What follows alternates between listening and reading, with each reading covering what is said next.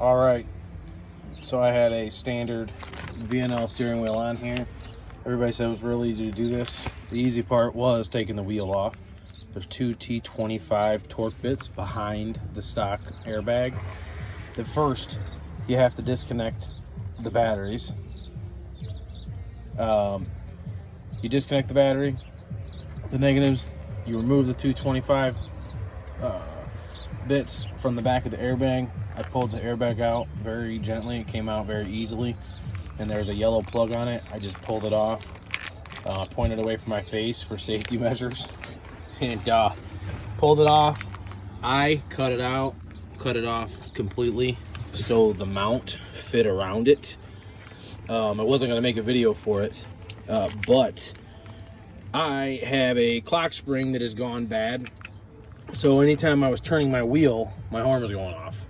So I actually discovered that this plug right here, this yellow cable is the air horn. This black cable is the city horn. So I basically cut it from the clock spring, ran it to its own switch over here, and that would be the air horn, and then the city horn would just be wired up through here. But since my clock spring was broken and I needed to get it DOT passed, so this weekend I'm gonna just put the other city horn on a button too on this side, and then that way, you know, I don't get a smudge prints all over this all the time and whatnot.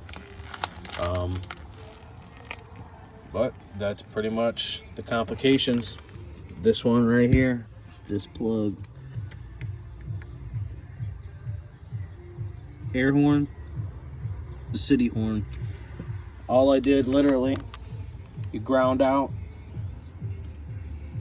the new horn button, you connect the corresponding two cables to that cable, and it's easy as that.